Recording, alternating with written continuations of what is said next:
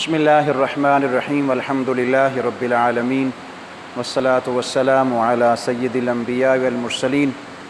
آج کی تلاوت سورہ نساء شروع سے لے کر کے آیت نمبر 148 تک ہے۔ سورہ نساء مدنی ہے۔ اس میں ایک ایسا رکوع ہے جس میں پورا رکوع عورتوں کے احکامات کے اوپر مبنی ہے۔ اسی ایک رکوع کی وجہ سے پوری سورت کا نام سورۃ النساء رکھا گیا، یعنی جس میں عورتوں کے احکامات ہیں۔ رسول اللہ صلی اللہ علیہ وسلم کے پاس ایک وفد آیا، اس نے آ کے عورتوں کے حقوق کی چند چیزیں پوچھی تو اللہ رب العزت نے پورا رکوع نازل فرما دیا۔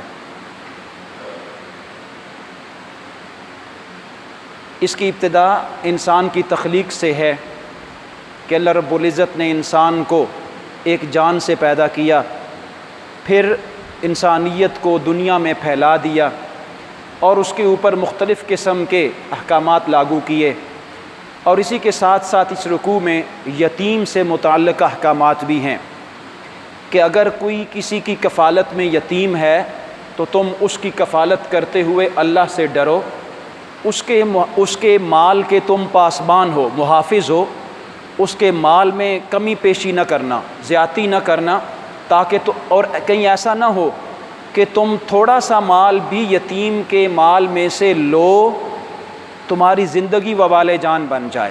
یتیم کہتے ہیں کہ یتیم اور اللہ رب العزت کی ذات کے درمیان کوئی رکاوٹ نہیں ہے، لہٰذا جس نے بھی یتیم کے مال میں اور اس کے نقصان پہنچانے میں کوئی کسر چھوڑی یا نقصان پہنچایا تو اللہ رب العزت کی پکڑ میں فوراً آ جاتا ہے۔ عورتوں کے مہر کے بارے میں بات کی گئی کہ تمہیں نکاح کرنے کی اجازت ہے، 2 3 4 تک تم نکاح کر سکتے ہو، لیکن مہر دینے میں کسی قسم کی کجی نہ کیا کرو۔ ہاں، اگر تمہارے درمیان کوئی مہر مقرر ہو چکا ہے تو خیال رہے کہ اس کی ادائیگی بر وقت کر دینا۔ ہاں، اگر وہ نہیں مانگتی نہیں ہے تو اس میں کوئی حرج نہیں ہے۔ پھر آگے ترکہ کے احکامات کی ابتدا فرمائی، پھر یتیم کے مال کے بارے میں اللہ رب العزت نے انسان کو ڈرایا۔ یہ والا پورا رکوع ترکے کے بارے میں ہے، اور مرد کے ترکے کا اظہار اللہ رب العزت نے ابتدا میں فرما دیا، یا پچھلے رکوع کی ایک آیت مبارکہ میں فرما دیا کہ مردوں کے لیے بھی حصہ ہے اور عورت کے لیے، یعنی مرد کے لیے، بیٹے کے لیے ایک حصہ ہے اور بیٹی کے لیے 2 حصے ہیں اس میں سے، یعنی بچے کو نصف ملے گا اور باقی نصف میں سے آدھا بچی کو ملے گا اگر ایک ہے تو، اور اگر 2 ہیں تو اس نصف کو دوسرے نصف کو دونوں میں تقسیم کیا جائے گا۔ پھر اسی طرح ہے۔ اب پورا رکوع آپ اٹھا کے یہ دیکھ لیجئے، آپ کو اس میں عورت کو بحیثیت بیٹی حصہ دیا جائے، عورت کو بحیثیت ماں چھٹا حصہ دیا جائے، عورت کو بحیثیت بہن اس کا حصہ دیا جائے، عورت کو بحیثیت بیوی اس کا حصہ دیا جائے۔ حالانکہ مرد کے بھی تو اس کے بھی تو بھائی ہیں نا، وہ بھی تو بیٹا ہو سکتا ہے، وہ بھی تو خامند ہو سکتا ہے، وہ بھی تو باپ ہو سکتا ہے، لیکن اس کے حصے کے اوپر اتنا زور نہیں دیا جتنا کہ عورت کے حصے کے اوپر زور دیا ہے۔ لیکن افسوس یہ ہے کہ ہمارے معاشرے میں اس کا الٹ ہے۔ بچی کے حصے پہ ہم کوئی غور نہیں کرتے، جیتے جی بیٹوں کے نام لگا کے ہم چلے جاتے ہیں۔ جا کے کدھر جانا ہے؟ ہم نے اللہ کی بارگاہ میں نہیں دیا، جس نے ابتدا میں ہی کہہ دیا یوصیکم اللہ کہ میں تمہیں حکم دے رہا ہوں۔ مفسرین کہتے ہیں یہاں پہ یوصی بمقام الامر ہے، یعنی یہاں پہ وصیت کا مطلب امر ہے، اللہ حکم دے رہا ہے، وصیت کے انداز میں یہ کہا جا رہا ہے اللہ کریم کی طرف سے۔ لیکن ہم بچیوں کو وراثت کا حصہ دار نہیں بناتے، اپنے جیتے جی ہم بچوں کو حصہ نام لگوا دیتے ہیں۔ بیٹیوں کو کہتے ہیں یہ اگلے کا مال ہے، اگلے کے گھر میں جائے گی۔ اگلے کا مال ہے، اگلے کے گھر میں جائے گی، بیٹی تو تمہاری ہے نا، اگر تمہاری وراثت سے حصہ لے گی تو اس کی شان آگے بڑھے گی تیری وجہ سے۔ مثال کے طور پر اگر کوئی شخص مر جاتا ہے، وہ اپنی بیٹی کو حصہ وصیت کر کے جاتا ہے میری بیٹی کو اصول شریعت کے مطابق حصہ دینا، اب اس کی بیٹی کی شادی ہوگی، جب شادی ہوئی تو وہ کسی اور کے گھر میں چلی گئی، جب شادی ہوئی کسی اور کے گھر میں چلی گئی تو باپ کے ترکے سے حصہ لے کے گئی، تو آگے عزت بنے گی یا بے عزتی ہوگی؟ آپ سارے مالدار لوگ بیٹھے ہیں، آپ جانتے ہیں آگے جا کے جو مال لے کے جائے گی اس کی ویلیو بڑھے گی، اس کی عزت بڑھے گی، رادر دین کہ وہ بیٹی ہے، لیکن ماں لے کے جائے گی تو بھی عزت بڑھتی ہے۔ تو یہ اللہ رب العزت کے احکامات ہیں جن کو ہم اگنور کرتے ہیں، ان کو سوچنا چاہیے کہ ہم کس ڈائریکشن پہ جا رہے ہیں۔ آگے اللہ رب العزت نے ان خواتین کے بارے میں ذکر کیا جو خواتین بدکاری میں مبتلا ہوتی ہیں، ان کو کیسے ٹریٹ کرنا ہے۔ یہی حالت نہیں ہے کہ ان کو اوپر ظلم کیا جائے، لیکن صلح رحمی کی طرف بھی آیا جائے اور بہترین طریقے سے صلح کی طرف آ کر کے اس مسئلے کا حل نکالا جائے۔ کون کون سے رشتے ہمارے اوپر مرد کے اوپر حرام ہوتے ہیں؟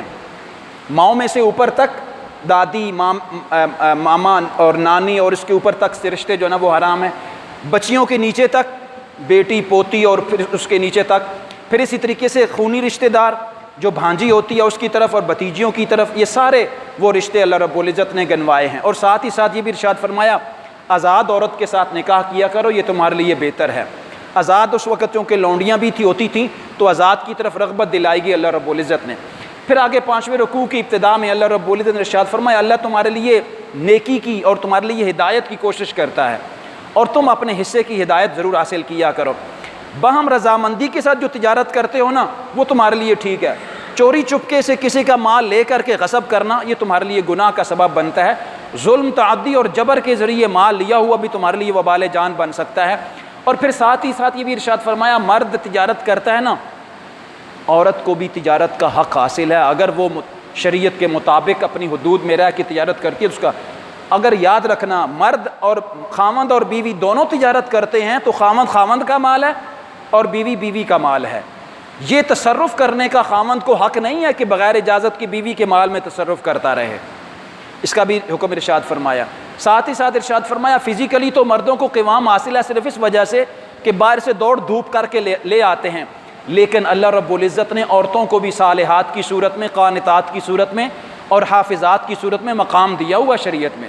اور اگر وہ قانع رہتی ہیں، شریعت مطہرہ پہ عمل کرتی ہیں، صالح رہتی ہیں تو اللہ رب العزت نے ان کا فضل، ان کا درجہ بڑھا دیا ہوا مردوں سے بھی۔ اور اگر تمہیں خدشہ ہو نا ان کی کسی وجہ سے کہ ان کے اوپر نشوز بڑھ جاتا ہے تو ان کے ساتھ ٹریٹ کیسے کرو؟ پہلا وَاهْجُرُوهُنَّ فِي الْمَضَاجِعِ، دوسرا وَاضْرِبُوهُنَّ، تیسرا فلا تبغوا علیہن سبیلا۔ یہ 3 سٹیپ ہیں عورت کو راہ راست پہ لانے کے لیے۔ یہ حل نہیں ہے کہ اس کو مار کے اس کے جسم کی کیفیات کو چینج کر کے اس پہ ظلم کر کے تم اس کو راہ راست پہ لے آؤ، یہ تمہارے لیے مناسب نہیں ہے۔ نیک عورتوں کی اپنی عادات ہوتی ہیں اور وہ اپنے گھر سے نیک عادتوں کی وجہ سے گھر کو اچھا کرتی ہیں۔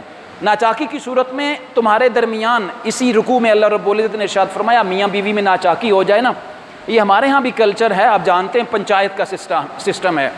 فیملی میں، برادری میں کوئی ایک بڑا آگے آ جائے، اس بڑے کو چاہیے یعنی اس ایک طرف عورت کی طرف سے بھی اور مرد کی طرف سے بھی حکم مقرر کیا جائے، 2 افراد لیے جائیں، 2 افراد میں سے ایک فرد جو ہے وہ درمیان میں پنچایت کا کردار ادا کرے، یعنی اس کی بات دونوں طرف سے مضبوطی سے مانی جائے اور وہ دونوں افراد اس ایک کی بات کے اوپر آمین کہیں۔ اب وہ صلح کی کوشش کریں، اگر تفرقہ ہونے لگے، سپریشن ہونے لگے تو پنچایت کو ختم کر دیا جائے اور انہیں کہا جائے کہ اس تفرقے میں ہم نہیں آتے درمیان میں، ان دونوں کو الگ کر دیا جائے۔ ہاں اگر وہ پھر بھی کوشش کے باوجود بھی ان دونوں کا اکٹھ آپس میں نہیں ہوتا تو یاد رکھ لیا جائے حسن سلوک کے ساتھ سپریشن کی جائے، کسی کے اوپر بلیم کر کے اور کسی کی ذات کو تان کر کے اس کو سپریشن کا نا اقدار کیا جائے۔ اگر زیادتی کرو گے تو قیامت کے دن اللہ کی حضور تمہیں اکٹھ حاضر ہونا ہے اور اپنی زبان کا، اپنے اعمال کا جواب دہ ہونا ہے۔ نشے کی صورت میں اور اسی طرح اگر جنبی ہو تو نماز کے قریب نہ آنا، نماز سے منع کر دیا گیا اللہ رب العزت نے۔ سفر کے دوران اگر تمہیں پانی میسر نہیں آیا تو تیمم کی اجازت ہے۔ ساتھ ہی ساتھ ارشاد فرمایا یہودیوں کو پہچانو، تمہارے سامنے آ کے کہتے ہیں ہم ایمان لائے، جب تم سے الگ ہو جاتے ہیں تو کہتے ہیں ہم نے تو مزاح کیا تھا ان کے ساتھ، ان کو بھی پہچانو۔ اور ساتھ ہی ارشاد فرمایا یہ یہودی جو شرک کرتے ہیں یہ گناہ کبیرہ ہے اور اس سے بچا جائے، یہ قابل معافی نہیں ہے۔ یہودی لعنت کے مستحق اس لیے ہیں کہ یہ بار بار مسلمانوں کو دھوکہ کر دیتے ہیں۔ یہاں پہ ایک ایسے قبیلے کا ذکر کیا گیا جو یہودی قبیلہ تھا اور اس نے پہلے تو رسول اللہ صلی اللہ علیہ وسلم کے ساتھ ایک ایگریمنٹ کیا ہوا تھا کہ ہم اکٹھے لڑیں گے، لیکن بعد میں جنگ احد کے موقع پر اس نے انکار کر دیا ساتھ جانے کے لیے۔ تو رسول اللہ صلی اللہ علیہ وسلم کو اللہ رب العزت ارشاد فرمایا کہ جس طریقے سے روایت ہے اس روایت کے مطابق ان سے ٹریٹ کیجیے، ان کو الگ کیجیے، ان کو سزا دیجیے۔ اور ساتھ ہی ساتھ یہ بھی ارشاد فرمایا قیامت کے دن جو مشرکین مومن کی بیک کے اوپر رہ کر کے ان کو نقصان پہنچاتے ہیں، قیامت کے دن ان کی کھال کو جلایا جائے گا اتار کے۔ اور پھر ساتھ ہی ساتھ ارشاد فرمایا امانتوں کو ان کے اہل کو ادا دے دیا جائے۔ جو خیانت کرنے والے ہیں نا، قیامت کے دن اللہ رب العزت کے نزدیک وہ مطعون ہوں گے۔ اطاعت رسول اور اولو الامر کی اطاعت کو اللہ رب العزت نے حکم دیا ہے جب تک کہ وہ شریعت کے مطابق چلتے ہوں۔ یہود اور منافقین کی سازشیں جب اے رسول حد سے بڑھ جاتی ہیں تو وہ آپ کی ذات کے خلاف تان بنتے ہیں، آپ کی ذات کے خلاف وہ جال بنتے ہیں، حالانکہ سارے بنے ہوئے جال ان کے اللہ رب العزت دیکھتا ہے۔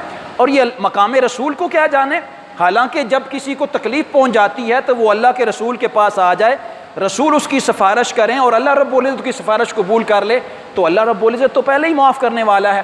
مقام رسول اور رسول کے پاس آ کے توبہ قبول کرنا، اس کا بیان کیا گیا۔ ساتھ ہی ساتھ ارشاد فرمایا اللہ رب العزت نے تمہیں اطاعت کا حکم دیا رسول کی، اور رسول کے ساتھ وہ لوگ جن پر انعام کیا گیا، صدیقین ہیں، شہداء ہیں، صالحین ہیں، اور کتنی اچھی رفاقت ہے ان کی رفاقت تمہیں اگر قبول ہے تو ان کی رفاقت حاصل کیا کرو۔ اللہ رب العزت نے جہاد میں پیچھے پاؤں کھینچنے والوں کو منع کیا ہے کہ ایسا نہ کیا کرو۔ یہ ممکن ہے کہ تمہیں یہ اچھا نہ لگے، لیکن اللہ نے تمہاری ذات کے لیے یہ اچھا انتخاب کیا ہو تو تم کیوں پاؤں پیچھے کھینچتے ہو جہاد کے لیے؟ ہاں، اگر تمہیں اللہ رب العزت اور اس کے رسول نے جب حکم دے دیا تو جیسی کیفیت میں بھی ہو جہاد کے لیے نکلو۔ کیوں بھلا؟ کہ اللہ تمہیں فتح عطا کرے گا، اور جب اللہ فتح عطا کرے گا اس میں تمہارے لیے فضل بھی ہوگا، اور اللہ کے فضل تلاش کرنے کے لیے اللہ رب العزت نے تمہیں اپنے گھر اور مکان اور شہر کو چھوڑ کے نکلنے کا حکم دیا ہے۔ اور یہ دنیا تو ویسے بھی بے ثبات سی ہے، اور تم اینما تکونوا یدرککم الموت، تم جہاں بھی جاؤ گے نا موت سے نہیں بچ سکو گے۔ ارشاد فرمایا کیا ان لوگوں کو آپ نے نہیں دیکھا جو اپنے آپوں کو روک لیتے ہیں نماز قائم کرنے سے بھی، زکوٰۃ ادا کرنے سے بھی، اور پھر قتال کرنے سے بھی اپنے آپ کو روک لیتے ہیں، حالانکہ اللہ رب العزت نے ان کے دلوں میں ڈر ڈال رکھا ہے جن سے وہ ڈرتے ہیں، یعنی کفار کے بارے میں اللہ رب العزت نے ارشاد فرمایا۔ ساتھ ہی ساتھ ارشاد فرمایا بھلائی اللہ کریم کی طرف سے ہی آتی ہے، یہ ضروری نہیں ہے جن سے تم ڈر رہے ہو ان سے بھلائی آتی ہے۔ کفار کے ساتھ اگر تمہیں لڑنا ہے تو ڈٹ کے لڑنا ہے، اس لیے بھلائی اللہ کریم کی طرف سے ہے۔ اور اگر تم شر کرتے ہو نا، تم ذکر کرتے ہو کہ میں ڈرتا ہوں اور شر ہے مجھے ڈر لگتا ہے، تو یہ شر تمہارے پاس سے آتا ہے، اللہ کریم کی طرف سے بھلائی آتی ہے۔ قرآن میں تدبر کرو گے تو اللہ کریم کی طرف سے تمہیں رحمت ملے گی۔ منافقین کی کرتوتوں سے رسول صلی اللہ علیہ وسلم ہم آپ کو آگاہ کرتے ہیں، اور ان کے پاس جب جاؤ نا تو ان کے امر کو جانچ لیا کرو۔ ساتھ ہی ساتھ ارشاد فرمایا کہ کسی کے پاس جاؤ تو سلام کیا کرو، یا پھر سلام اگر وہ کرے تو بہتر انداز میں سلام کا جواب دے دیا کرو۔ منافقین کے بارے میں ارشاد فرمایا دو گروہ ہیں، اور دونوں کو اللہ کریم جانتا ہے کہ وہ کس انداز سے چلتے ہیں۔ ایک وہ جو رسول مکرم صلی اللہ علیہ وسلم کے سامنے آ کر کے کہتا ہے میں ایمان لائے، ایک جو سامنے بھی نہیں آتا اور پیچھے سے وہ سازشیں کرتے ہیں، ان کو بھی اللہ رب العزت جانتا ہے۔ اور پھر معاہدہ کو توڑنے والے کو اے رسول قتل کر دیا جائے، اس لیے کہ انہوں نے ایگریمنٹ کے اوپر عمل نہیں کیا۔ مومن جو تمہارے سامنے آئے ہیں لڑنے کے لیے، اگر ان کو خوف ہے تو ایک گروہ سامنے لڑتا رہے، یہ جنگ کی بات ہو رہی ہے، اس کو صلاۃ الخوف کہتے ہیں، کہ نماز کیسے قائم کی جائے جنگ کی صورت میں، اس کا ذکر کیا گیا۔ پھر ارشاد فرمایا مومن کا قتل غلطی سے بھی کرنا مناسب نہیں ہے، منع کیا گیا ہے۔ اگر کسی نے قتل غلطی سے کر دیا گیا تو فدیہ دیا جا سکتا ہے۔ جان بوجھ کر قتل کرنا مومن کا حرام ہے، اور مجاہدین اللہ کی راہ میں قتل کیے جاتے ہیں تو اللہ کے فضل کو تلاش کرتے ہیں۔ ساتھ ہی ساتھ ارشاد فرمایا کمزور لوگ جو ہجرت نہیں کر سکتے وہ رکے رہیں جب تک کہ ان کے لیے مناسب وقت نہیں ملتا، اور جو ہجرت کر کے اللہ کی راہ میں نکلتے ہیں اللہ رب العزت کی ہاں وہ بڑے برگزیدہ ہوتے ہیں۔ نماز قصر اگر نماز سفر کے دوران آ جائے تو اس کو چھوٹا کر لیا، 2 رکعتیں نماز ادا کر لی جائیں۔ اس کے بعد نماز ادا کر لو تو بھی اللہ کا ذکر ادا کیا کرو۔ بددیانتی گناہ تمہارے لیے اس لیے ہے کہ اللہ رب العزت کے ہاں تمہیں دیانت کا، امانت کا حکم دیا گیا ہے، اور خائن شخص اللہ رب العزت کو سخت ناپسند ہے۔ گناہ اور نقصان اپنی ذات کے لیے اور خطا بھی کرتا ہے تو انسان کو اپنی ذات کو نقصان ہوتا ہے۔ اللہ کا فضل تمہارے ساتھ ہے، یقین کر لیجئے منافقین تمہیں کوئی نقصان نہیں پہنچا سکتے جب اللہ کریم تمہیں فائدہ پہنچانا چاہتا ہے۔ صدقہ و اصلاح کی ہر وقت کوشش کرتے رہو۔ ارشاد فرمایا شیطان تمہیں کفر کی عبادت کے اوپر اکساتا ہے، اگر تم کفر کرو گے تو یہ شرک ہوگا، اور شرک اللہ کے ہاں ناپسندیدہ اور ناقابل معافی گناہ ہے۔ یہ پورا رکوع ہے جس کا میں نے ذکر کر رہا تھا کہ اس پورے رکوع میں عورتوں کے احکامات اللہ رب العزت نازل فرمائے کہ کیسے ان کے درمیان جو ہے نا وہ صلح کروائی جائے۔ ساتھ ہی ساتھ ارشاد فرمایا کبھی کبھار تمہیں عدل کا ترازو تولنا پڑتا ہے اور سامنے تمہارا قریبی رشتہ دار ہوتا ہے، اللہ سے ڈرو، عدل قائم کرنے میں کسی قسم کی کمی نہ چھوڑو، نفس کی تباہ کبھی نہ کرو، عزت اور ذلت اللہ کریم کے ہاتھ میں ہے، وہی تمہیں ذلت دیتا ہے۔ منافقین جو دھوکہ کرتے ہیں ان کا نقصان ان کو خود ہے، اس لیے کہ وہ منافقین فی الدرک الاسفل میں جلیں گے، سب سے نچلی تہ میں جہنم کی آگ میں وہ چلیں گے اور ان کو کوئی چیز بچانے والے نہیں ہوگی۔ اللہ رب العزت سے دعا ہے کہ اللہ کریم عمل کی توفیق عطا۔